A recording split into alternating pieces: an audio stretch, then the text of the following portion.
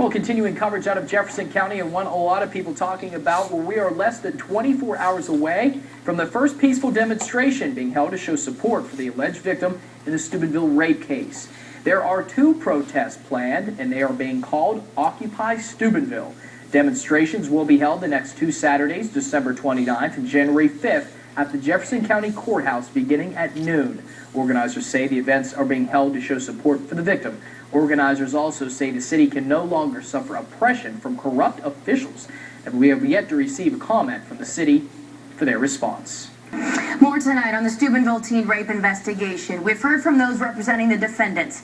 We've heard from the internet community, coaches, school officials. But up until now, we've yet to hear anyone speaking on behalf of the alleged victim, the teenage girl. While the special prosecutors from the Attorney General's office are not able to comment today, I sat down with the attorney who's also representing her in this case. Here's some of that interview. Well, I represent the victim and her family, and I kind of define my role as kind of providing assistance and guidance to them. Sometimes it's kind of a spooky thing to go through a lawsuit involving criminal charges, which criminal charges are pending over in Steubenville in Jefferson County.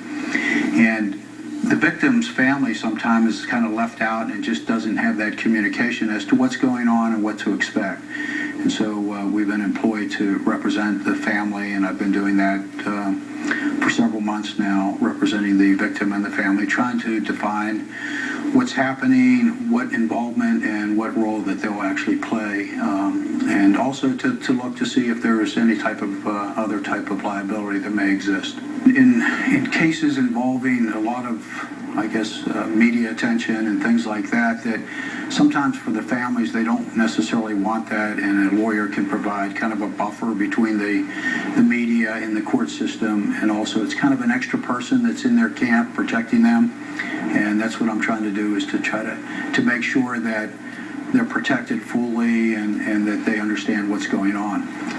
How do you, your client, her family feel about the attention that this case is attracting? We have these internet activists, anonymous, that is wanting to step in, and bloggers saying that they're in support of her, in support of justice. Well, I have my personal opinions, and I'm sure everybody else does, but really on behalf of the family and who I represent here, I really don't have a comment as to that. It is what it is today, in today's 2012, soon to be 2013, and the world's changed a little bit as to how these things are addressed, and that's about the most I can tell you.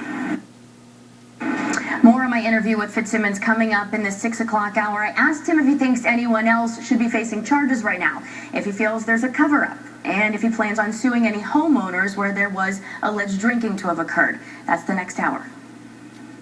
Meanwhile, the internet hacktivists Anonymous plan on holding a peaceful rally outside of the Jefferson County Courthouse tomorrow in support of the alleged victim in this case.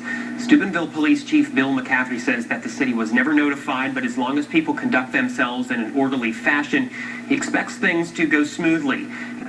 During our 5 o'clock hour, I brought you a portion of my interview with Robert Fitzsimmons, an attorney that's representing the teenage girl in the Steubenville rape investigation. This is the first time we're hearing from anyone speaking on her behalf. Here's more of my interview.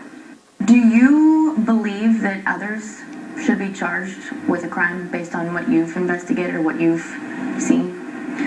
You know, I think when you ever ask anybody that question, people have their own personal opinions. I believe in our judicial system and our prosecutors, and I believe that people bring the charges for the right reasons, and I believe that there are many rights also for the people that are charged, that before that they're actually convicted or found not guilty. I think there are certain rights and all that, and I think that they deserve their day in court by a fair, neutral, detached jury and a judge, and whatever it is, and it will decide that. So I don't really have any opinions or any concerns about what's being done. I'm sure the law enforcement officers are doing their job, and I know the Attorney General's office is also.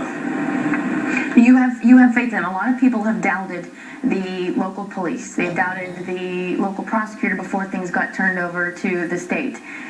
They have worries of a cover-up. Do you feel the same way? I don't have worries or concerns about that. I'm pretty sure that our judicial system works pretty well, both in Ohio and West Virginia. And as a lawyer, I've seen it work in both ways. Sometimes you get a result that you're unhappy with, and there's a certain group of people that are unhappy, and sometimes the other side is happy. So you can't please everybody in our judicial system, but it is the best system on the planet, and it works pretty good. It really does. My last question to you is, when do you expect to file a suit? Are you planning on filing a suit? And would any homeowners where this alleged drinking was expected to have occurred be named defendants, or anyone else for that matter? I prefer not to answer that question at this point. We're just not prepared to answer a question at this time. If you missed any of my interview with Robert Fitzsimmons or want to watch the interview in its entirety, it's going to be posted on our website, WTOV9.com, later this evening. Philip? Well, the Internet Hacktivists Anonymous plan on holding a peaceful rally outside of the Jefferson County Courthouse tomorrow in support of the alleged victim in this case. Steubenville Police Chief Bill McCaffrey says that the city was never notified, but as long as people conduct themselves in an orderly fashion, he expects things to go smoothly. He says that they will react accordingly as far as how much of a police presence is needed. Of course, we will continue to follow this story. Stick with News 9 and WTOV9.com for continuing coverage.